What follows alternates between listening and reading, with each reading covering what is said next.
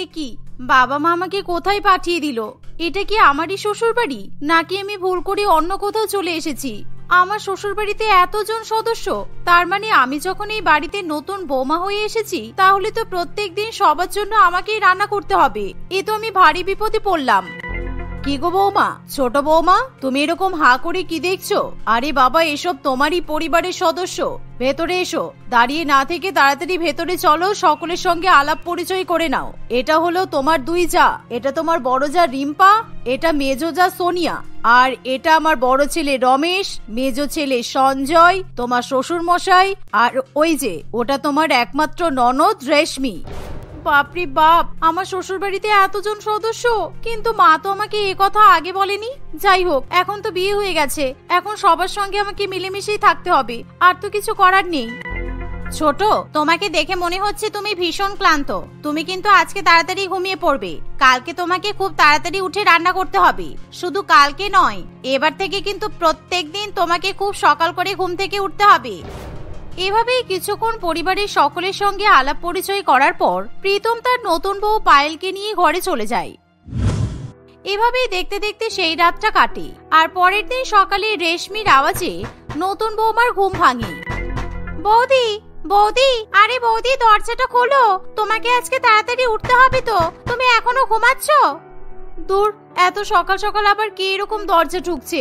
যাই বাইরে গিয়ে দেখি, না হলে আবার ভাববে নতুন বৌমা এত বেলা পর্যন্ত ঘুমাচ্ছে।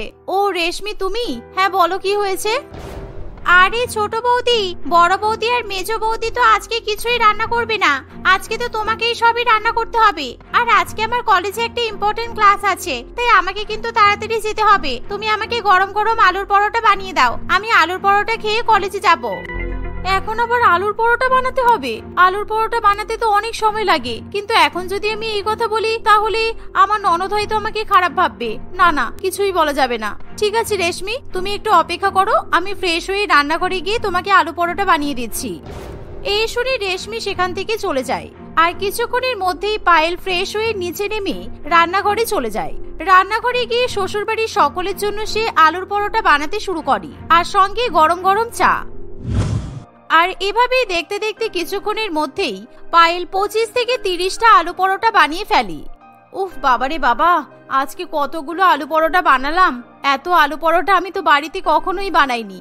সবসময় মাকেই আলু পরোটা বানিয়ে দিতে বলতাম, কিন্তু আজকে দেখো আমি কোথা থেকে কোথায় চলে এসেছি। বিয়ের আগে মা আমাকে নিজের হাতে আলু পরোটা বানিয়ে খাইয়ে দিত, কিন্তু এখন আমাকে সবার জন্য আলু পরোটা বানাতে হচ্ছে। পায়েল এমনই ভাবনা চিন্তা করতে থাকে।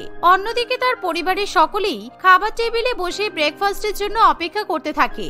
আর এমন সময় সুস্মিতা দেবী তার নতুন বৌমাকে ডাক দেয়। ছোট বৌমা, তোমার কি এখনো রান্না হয়নি? তাড়াতাড়ি খাবারটা নিয়ে এসো, সবাই তো অপেক্ষা করছে। শাশুড়ি মায়ের কথা শুনতে পেয়ে পায়েল তাড়াতাড়ি করে সকলের জন্য চা এবং আলু পরোটা নিয়ে আসে। আলু পরোটা দেখে সকলের মন ভালো হয়ে যায়, কিন্তু সবাই যখন নিজেদের প্লেটে মাত্র 2-3টে করে আলু পরোটা দেখে, তখন সবারই মন খারাপ হয়ে যায়। বৌমা, তুমি মাত্র 3টে আলু পরোটা দিয়েছো কেন? তুমি কি আমাদের বাড়ির নিয়ম জানো না? বড় বৌমা, মেজো বৌমা, তোমরা কি নতুন বৌমাকে কিছু বলনি? সব কি আমাকেই বলে দিতে হবে? তাহলে তোমরা কি জন্য আছো এই বাড়িতে? ওহো, আমি তো একদমই ভুলে গিয়েছিলাম, সত্যি আমাকে ক্ষমা করে দিন মা। আসলে আমার একদমই মনে ছিল না নতুন বৌমাকে 100টা আলু পরোটা তৈরি করার কথা বলতে। বড় জায়ের মুখে এমন কথা শুনে পায়েল একেবারে চমকে ওঠে, কারণ সে আগে কখনোই এতগুলো আলু পরোটা বানায়নি। আর ইতিমধ্যেই সে 25-30টা আলু পরোটা বানিয়ে একেবারে হাঁপিয়ে ওঠে। তার উপর এখন সে 100টা আলু পরোটা বানাতে হবে শুনে প্রচন্ড পরিমাণে ঘাবড়ে যায়। কিন্তু তবুও পায়েল কিছু না বলে সবাইকে আলু পরোটা এবং চা খেতে দেয়, এবং সেই অল্প পরিমাণে আলু পরোটা এবং চা খেয়ে কারোরই পেট ভরে না। দেখলে তো বৌমা, সবাই টেবিলে এখনো বসে আছে, কারোরই ব্রেকফাস্ট করে পেট ভরেনি। তুমি আরো কিছু আলু পরোটা বানিয়ে নিয়ে এসো। এই বড় বৌমা, মেজো বৌমা, কতটা ময়দার আলু পরোটা বানাতে হবে তুমি বরং রান্নাঘরে গিয়ে ছোট বৌমাকে দেখিয়ে দিয়ে এসো। আচ্ছা মা, ঠিক আছে। ছোট, চলো রান্নাঘরে চলো, আমি তোমাকে বলে দিচ্ছি আরো কতগুলো আলু পরোটা বানাতে হবে। এভাবেই তারা 3 জা মিলে রান্নাঘরে যায়, আর রান্নাঘরে গিয়ে বড় 2 জা পায়েলকে সবকিছু বুঝিয়ে বলতে শুরু করে। ছোট, তুমি হয়তো খুবই অবাক হচ্ছ তাই না? কিন্তু এটাই সত্যি, আমাদের বাড়িতে প্রত্যেকদিন ব্রেকফাস্টে 100টা আলুর পরোটা বানানো হয়, আর 100টা আলুর পরোটা বাড়ির সবাই মিলে খেয়ে নেয়। তাই তোমাকে কিন্তু প্রত্যেকদিন সকালবেলা উঠে 100টা পরোটা বানাতে হবে। দেখো, আর আমরাও কিন্তু প্রথমবার এসে এটা শুনে অবাক হয়েছিলাম। এখন আমাদের সবই অভ্যাস হয়ে গেছে, তোমারও অভ্যাস হয়ে যাবে। 100টা আলু পরোটা বানাতে হবে? কিন্তু আমি তো আজকে 25-30টা আলু পরোটা বানিয়েছি, তাতে আমি অনেক ক্লান্ত হয়ে পড়েছি। এখন আবার আরো আলু পরোটা বানাতে হবে? হে ঈশ্বরী, আমি কোথায় এসে পড়লাম। আজকে তোমার প্রথম রান্না, তাই আজকে তোমাকে কোনোভাবেই কিন্তু আমরা সাহায্য করতে পারবো না। আর মা যদি বলেন তাহলে আমরা তোমার হাতে হাতে সাহায্য করে দিতে পারি, কিন্তু কাল থেকে। আজকে কিছু করতে পারবো না। আজকে তোমাকে কষ্ট করে একাই 100টা আলুর পরোটা বানাতে হবে। এই বলে রিম্পা এবং সোনিয়া সেখান থেকে চলে যায়, আর পায়েল অনেক কষ্ট করে আলু পরোটা তৈরি করতে শুরু করে। দূর, কিসের জন্য যে এত বড় একটা পরিবারে বাবা মা আমার বিয়ে দিয়েছে কে জানে। তার মানে প্রত্যেকদিন সকালবেলা আমাকে 100খানা আলু পরোটা বানাতে হবে। আমি কোথায় ফেসে গেলাম। পায়েলের কাছে যেহেতু আর কোনো উপায় থাকে না, তাই সে আবার আলু পরোটা বানাতে শুরু করে। আর কিছুক্ষণের মধ্যেই সে আরো 70-80টা আলু পরোটা বানিয়ে সবাইকে খেতে দেয়। নতুন বৌমার আলু পরোটা খেয়ে সবার খুবই ভালো লাগে, আর সবাই মিলে নতুন বৌমার প্রশংসা করে। তোমার হাতের আলু পরোটা খুবই টেস্টি ছোট বৌমা। বড় বৌমা আর মেজো বৌমার থেকেও তুমি একেবারে বেস্ট আলু পরোটা বানিয়েছো। যতই খাচ্ছি ততই পেট ভরছে না। হ্যাঁ মা, তুমি ঠিক কথাই বলেছো। আর তোমার ছোট বৌমা যেমন মোটা মোটা আলুর পরোটা বানিয়েছে, ওই রকম আলুর পরোটা তো তোমার বড় বৌমা বানাতেও পারবে না। দাদা, তুই কিন্তু এই কথাটা ঠিকই বলেছিস। শুধু বড় বৌদি কেন, সোনিয়াও তো এরকম আলু পরোটা বানাতে পারবে না। দেখেছো বৌমা, সবাই কেমন তোমার প্রশংসা করছে। এতদিন ধরে দুই বৌমার কিন্তু কেউ এত প্রশংসা করেনি। আজকে তুমি দারুণ পরোটা বানিয়েছো, তাই সবাই তোমার গুণগান করছে।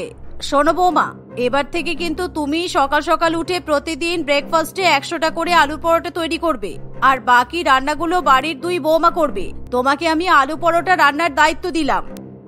এ বাবা, এবার আমি কোথায় যাব? আমাকে প্রত্যেকদিন সকালবেলা উঠে 100টা আলুর পরোটা রান্না করতে হবে। কিন্তু শ্বশুরবাড়ির সবাই তো অনেক তাড়াতাড়ি ঘুম থেকে উঠে পড়ে, আর 100টা আলু পরোটা বানাতে যেহেতু অনেক সময় লাগে, তাই আমাকে এবার থেকে ভোরবেলা ঘুম থেকে উঠতে হবে। দূর, ভালো লাগে না। এভাবেই কিছুদিন কাটে, আর প্রত্যেকদিন নতুন বৌমাকে ভোরবেলা ঘুম থেকে উঠে তার শ্বশুরবাড়ির পরিবারের জন্য 100টা আলুর পরোটা বানাতে হয়। আর যার ফলে তার পরিবারের সকলেই খুবই খুশি হয়, আর সবাই পেট ভরে মন ভরে আলুর পরোটা খায়। কিন্তু প্রত্যেকদিন 100টা করে আলু পরোটা বানাতে গিয়ে পায়েলের অবস্থা একেবারে খারাপ হয়ে যায়, কিন্তু তবুও তার কষ্ট কেউ বুঝতে চায় না। এভাবেই সময় কাটতে থাকে। একদিন, উফ, আমার হাতটাই পুড়ে গেল। সকাল সকাল আলু পরোটা বানানোর চক্করে আমি আমার হাত পুড়িয়ে ফেললাম। কিন্তু কি আর করা যাবে, আমাকে তবু আলুর পরোটা বানিয়েই মরতে হবে। সবে 70টা হয়েছে, এখনো 30টা বাকি। এই বলে পায়েল তার পুড়ে যাওয়া হাত নিয়েই আলু পরোটা বানাতে থাকে। অন্যদিকে কিছুক্ষণের মধ্যেই সবাই গরম গরম আলু পরোটা খেতে বসে পড়ে। আর পায়েলের আলু পরোটা বানানো হয়ে গেলে সে সবাইকে পরোটা পরিবেশন করতে শুরু করে। কিন্তু হঠাৎ করে প্রীতমের নজর পড়ে পায়েলের পোড়া হাতের উপর। আরে পায়েল, তোমার হাতে কি হয়েছে? কি করে পড়ে গেল তোমার হাত? আর বলো না প্রীতম, আমি আলু পরোটা বানাচ্ছিলাম, তখনই তেল ছিটকে আমার হাতে এসে পড়েছে, আর আমার হাত পুড়ে গেছে। পায়েল, তুমি একটু দেখে শুনে কাজ করবে। এভাবে তাড়াহুড়ো করে কাজ করতে গেলে শেখা তো লাগতেই পারে, তাই না? তুমি একদমই নিজের খেয়াল রাখছো না কিন্তু। প্রীতম, আজকাল তো তুমি তোমার বউয়ের দিকে একটু বেশিই নজর দিচ্ছ। রান্না বান্না করতে গেলে এরকম ছোটখাটো ছ্যাঁকা তো লাগবেই। এসব নিয়ে ভাবতে গেলে চলবে না, ঠিক আছে? হ্যাঁ, বড় বৌমা ঠিকই বলেছে। আর তাছাড়া ছোট বৌমা, তুমি যদি তাড়াহুড়ো করে আলু পরোটা বানাও তাহলে তো তোমার হাত পুড়ে যাবেই। এত তাড়াহুড়ো করার কি আছে? তোমার অসুবিধা হলে তুমি আরো ভোরবেলা ঘুম থেকে উঠবে, যাতে ধীরে সুস্থে আলু পরোটা বানাতে পারো। তোমাকে তো বাড়ির অন্য কাজ দেওয়া হচ্ছে না। সারাদিনের মধ্যে শুধুমাত্র 100টা আলু পরোটা বানানো তোমার কাজ, এছাড়া তো কিছু নয়। তাতেও এত সমস্যা? এই বলে সবাই নিজের নিজের মতো আলু পরোটা খেয়ে নেয়, আর কেউই পায়েলের পোড়া হাতের দিকে তেমন একটা লক্ষ্য দেয় না। কিন্তু প্রীতম খাওয়া দাওয়া করে ঘরে গিয়ে পায়েলের হাতে ব্যান্ডেজ করে দেয়। পায়েল, কি হয়েছে বলো তো? তোমার মন খারাপ কেন? আমি আর কি বলবো তোমাকে, প্রত্যেকদিন আলু পরোটা বানাতে গিয়ে আমাকে সেই ভোরবেলা ঘুম থেকে উঠতে হয়। আমি আমার বাপের বাড়িতে কখনো পরোটা বানাতাম না, কিন্তু শ্বশুর বাড়িতে এসে আমাকে অনেক কষ্ট করতে হচ্ছে। 100টা পরোটা বানানো কতটা কষ্টকর তুমি জানো?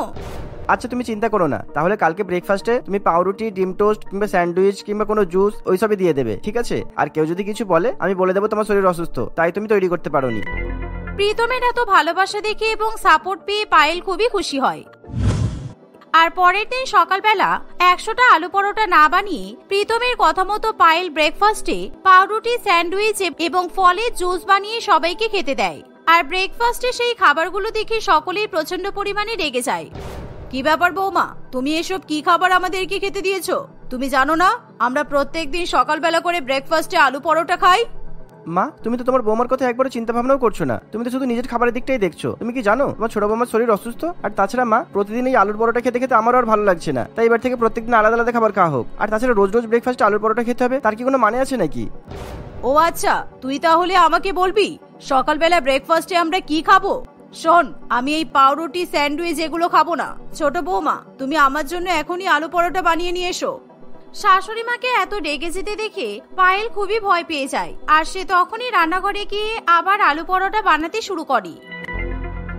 এভাবেই কিছুদিন কাটে। আর পায়েলের শ্বশুর বাড়িতে কোনো কিছুই পরিবর্তন হয় না।